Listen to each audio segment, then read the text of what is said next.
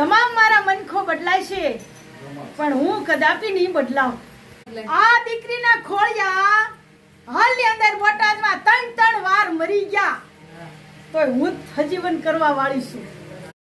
જય માતાજી, જય સિયારામ. તો આજે અમે આવી ગયા છીએ દશામાના સોંગનું શૂટિંગ કરવા માટે, અને જે સાંઈનાથ નગર, અળવ રોડ અને બોટાદમાં માતાજીનું સાનિધ્ય સરસ મજાનું છે, અને જ્યાં દશામાં હાજરા હાજર છે, સાક્ષાત છે, અને તેના દશામાના સોંગનું શૂટિંગ અત્યારે ઘણું પૂરું કરી નાખ્યું છે. અને તેના સિંગર છે પૂજા ઠાકોર, અને માતાજીના પરચાની ઘણી બધી વાતો માતાજી આપણે કરી છે, અને અહીંના લોકોએ પણ આપણે માતાજીની પરચાની વાત કરી છે.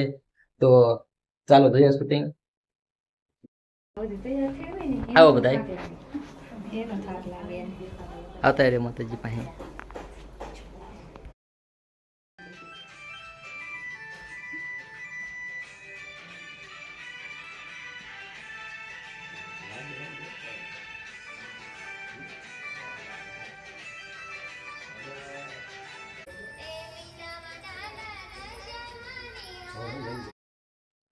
તો માતાજીના પરમ ઉપાસક શ્રી મંજુલાબા, જેમના ખોળે માતાજી સાક્ષાત રમે છે, અને સોમવારથી દશામાના વ્રત શરૂ થાય છે, અને અહીં સરસ મજાનું માતાજીને બેસાડ્યા છે, અને સરસ મજાનું આયોજન કરેલું છે. 10 દિવસ અહીંયા આપણે માતાજીના ભજન કીર્તન પણ રાખવામાં આવેલા છે, અને તે બહાર મંડપ ને બધું ગોઠવેલું છે, અને માતાજી આપણને આશીર્વાદ આપશે. અને બેન શ્રી નાની બેન સેવક છે, ખૂબ સારી સેવા કરે છે. મેં ગયા વર્ષે પણ અહીંનું સોંગ બનાવ્યું હતું.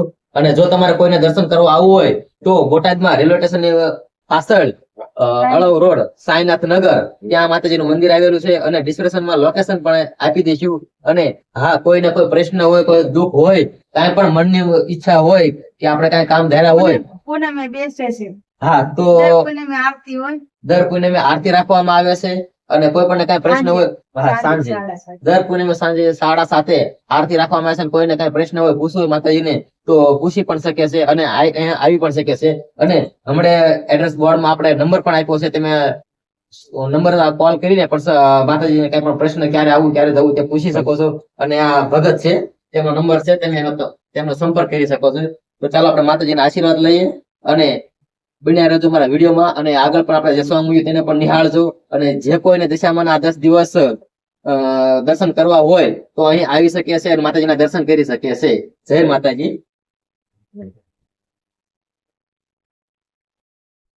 આ છે દશામાના સાનિધ્યનું એડ્રેસ, ત્યાં તમે દર્શન કરવા જઈ શકો છો, અને તેમાં મોબાઈલ નંબર પણ આપેલો છે, કોલ પણ કરી શકો છો. કે જ્યારે મારા વરત આવે અને ભાદર કાંઠે આ દીકરી ધજા લઈને જાય ને, ત્યારે ન્યાય એનું મુખ ખુલે છે. દીકરા, આ મારું પ્રભાવ છે, અને એ જ મારા બોલ. દીકરા, એ હાલની અંદર જેથી આ દીકરી 5 વર્ષની હતી ને, તારે રાણપુરની અંદર જેથી રાણાના ગઢ સામે જેથી ભાદર બંધાણી ને ચેક ડેમ છે ને, આ દીકરી 5 વર્ષની હતી ને, તારે બંધાણો હતો. અને જ્યારે આ દીકરીએ મારું મંદિર કર્યું ને ભાદર કાંઠે, અને જ્યારે મારા ધાબાનું અને મારા મુંગટનું મસ્તક બંધાતું ને દીકરા, તેથી હજી સુધી કંત્રાટીને એ લોખંડની પ્લેટ નથી કાઢવા દીધી. દીકરા, યાદ છે ને તમામ મારા સેવકને જે મારા પ્રશ્નો ભાદર કાંઠે મેં કર્યા છે ને, એ મારું બીજું સ્વરૂપ છે. દીકરા, કે જ્યારથી આ દીકરીના ખોળીએ આવી, તમામ મારા મનખો બદલાય છે પણ હું કદાપી નહીં બદલાવ.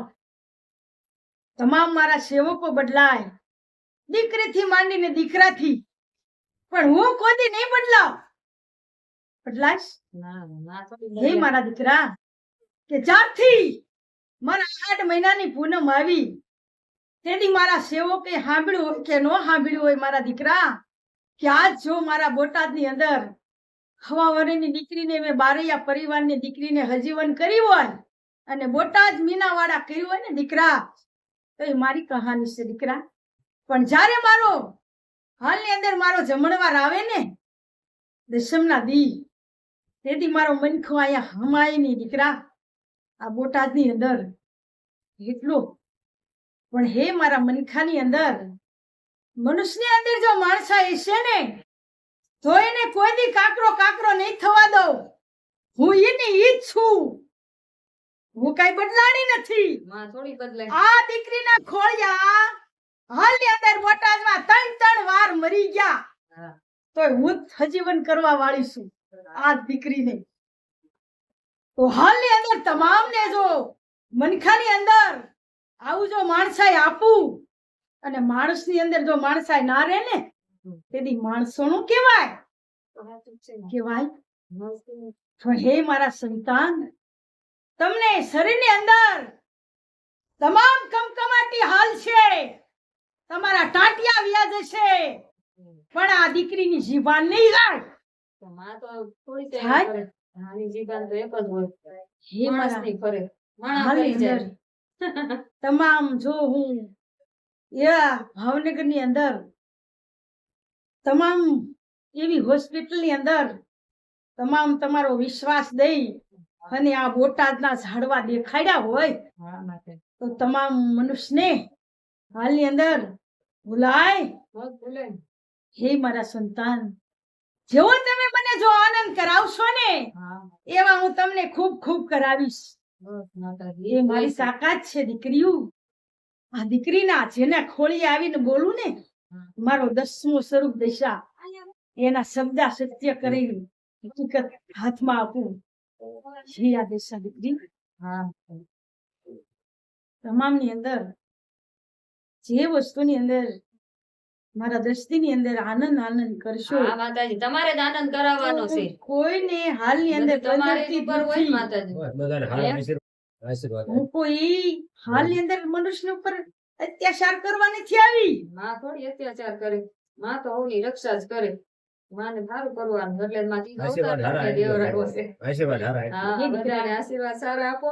તો જ આ દીકરીના ખોળી આવી અને 1150 પારણિયા બંધાવ્યા હશે ને હા, એ તો બધું તારે મનમાં તા ઈ દીકરીના વાત છે ને. હાથમાં ખોવા પડ્યા હશે. દીકરા એ માતાજી હોય ને તારે હે? માતાજી માં. હાલની અંદર માણસ આથી આયા કરવા જાય ને તારે હેરાન થાય કે પણ જોવરાઈ લો આમ હારું થાય, હમ. પણ જોવરાઈ લો આમ હારું થાય, પણ ક્યાંય નો થાય. કાંઈ નહીં. જો તમારી માને હાલની અંદર એક દીવો કરીને સામે બેસી જાવ ને તો એ તમારી માં હારું કરે, પણ તમારી માને જ ભૂલી જાવ તો મને કોણ ઓળખે? ઓળખે? કોઈ ન હોય. આવા બોલ થાય મારા દીકરા. મનુષ્યની અંદર હું ભાળું ને તો જ આ પ્રશ્ન કરું, નકર મારે કોઈની માથે ખીજાવાનું ન હોય દીકરા. આ મારા પ્રશ્નો છે ને એક મારા ઉત્તર. બસ માતાજી ખમા બધાને ખમા ને ખમા કહો ખમા અને બધા આનંદ આનંદ કરે. બસ 10 દિવસ ખમા અમારે જ ખમા. આનંદ કરાવવાનો છે બધો. તમારો કોઈનો દોષ બસ નથી હો તમારે દીકરા. બધી રક્ષા કરવાની. તમારી વાત કોઈની નથી કરતી. ના ના ઈ નથી. કે જે મારા હાલની અંદર તમામ જે મારા મનુષ્ય ભૂલ ખાય ને એના પ્રશ્નો થાય દીકરા. આ મારા ઉત્તર છે અને એ જ મારા બોલ દીકરા. તમામ વસ્તુ જો તમે આનંદથી ને પ્રેમથી રહેશો તો જ આ દુનિયાની અંદર રહેશે ને. નકર રૂપિયા રણી કોને ખવડાવશો? કોઈને નહીં. માણસ રે તો રૂપિયા ખાય ને, હમ. નકર રૂપિયા શું કામ ના? દુનિયામાં માણસ જ ના રે તો રૂપિયા શું કરવા? કાંઈ નહીં. એવી વાત છે દીકરા. હા મારા પ્રશ્નો હાલની અંદર તમામ મારા મનખાને સમજાવું છું અને સમજે કોઈની માટે સત્ય છે દીકરા. આ મારા બોલ છે અને એ જ મારા તોલ. તમામ મારી દીકરી દીકરાને ખમા ખમા ને ખમા વાહ વાહ. ખમા ખમા ને